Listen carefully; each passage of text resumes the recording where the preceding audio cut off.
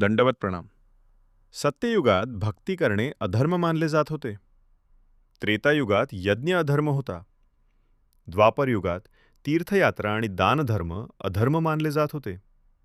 आणि सर्वात महत्त्वाचे म्हणजे या सर्व धर्मांचे पालन करूनही परमेश्वर प्राप्त होत नाही.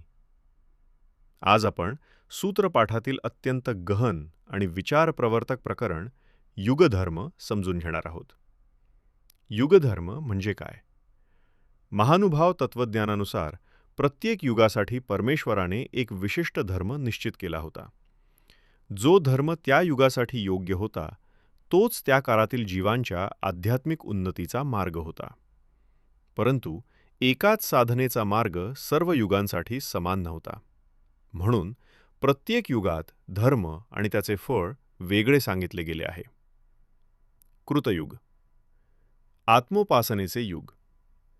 कृतयुगाचा कालावधी 32 लाख वर्ष सांगितला आहे. या युगातील मुख्य धर्म होता आत्मोपास्ती, म्हणजे आत्म्याचे चिंतन आणि आत्मस्वरूपाचा अभ्यास. आश्चर्याची गोष्ट म्हणजे या युगात भक्ती हा धर्म नव्हता. जो आत्मोपासना करीत असे त्याला चैतन्य प्राप्त होत असे. परंतु अधर्म करणाऱ्याला पुढील युगांमध्ये जन्म घ्यावा लागे. त्रेतायुग, भक्तीचे युग. त्रेतायुगाचा कालावधी 16 लाख वर्ष सांगितला आहे. या युगातील मुख्य धर्म होता भक्ती. परमेश्वरावरील प्रेम, समर्पण आणि श्रद्धा हेच या युगाचे केंद्र होते. सूत्रानुसार या युगात यज्ञ हा मुख्य धर्म नव्हता. भक्तीचे पालन केल्यास कैलास किंवा वैकुंठ प्राप्त होत असे. द्वापर युग, यज्ञाचे युग. द्वापर युगाचा कालावधी 8 लाख वर्ष सांगितला आहे. या युगातील मुख्य धर्म होता यज्ञ.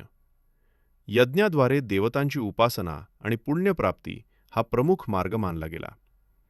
यज्ञाचे योग्य पालन करणाऱ्याला स्वर्गलोक प्राप्त होत असे.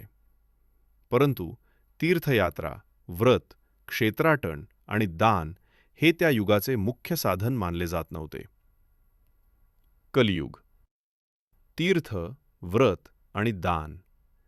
कलियुगाचा कालावधी 4 लाख वर्ष सांगितला आहे. आपण सध्या याच युगात आहोत.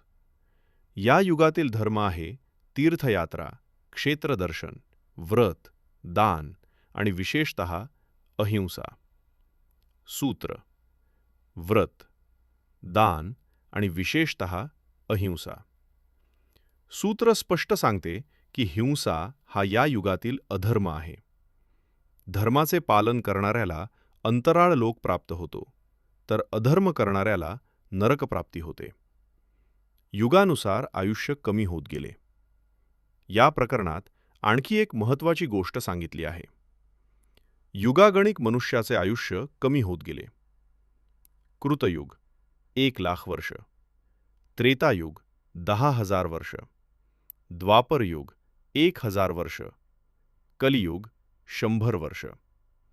हे दर्शवते की काळ बदलत गेला तसतशी मानवी क्षमता आणि आयुष्य दोन्ही कमी होत गेले.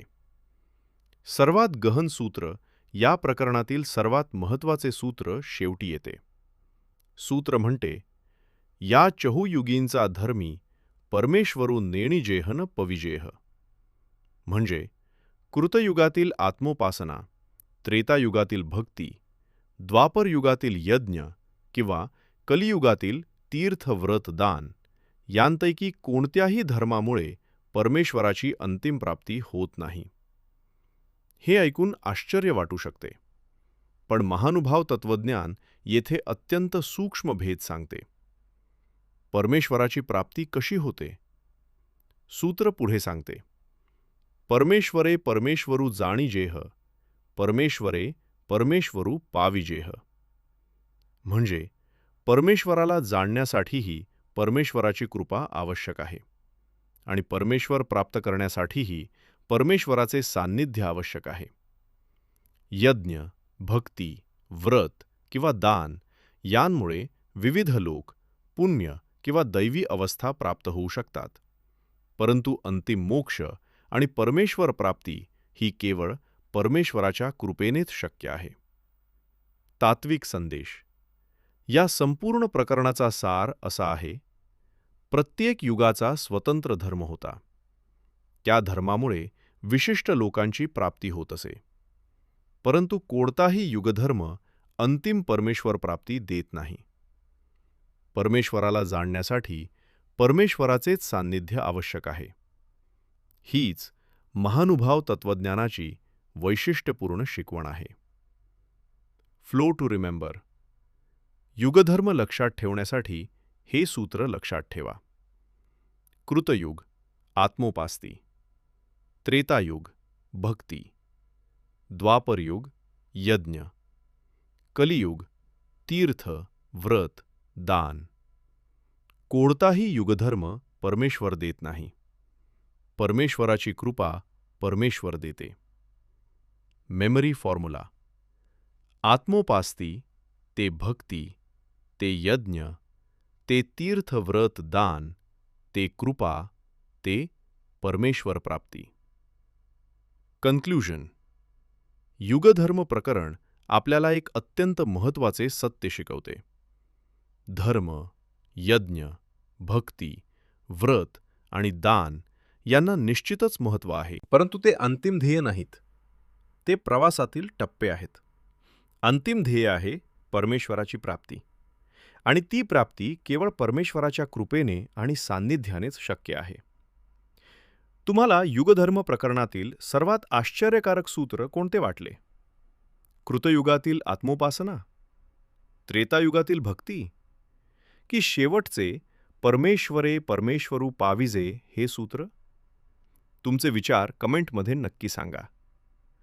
महानुभाव पंथाचा इतिहास, ब्रह्मविद्या आणि लीळाचरित्राचे गूढ रहस्य सोप्या भाषेत समजून घेण्यासाठी महानुभाव ज्ञानगंगा चॅनलला सबस्क्राईब करा.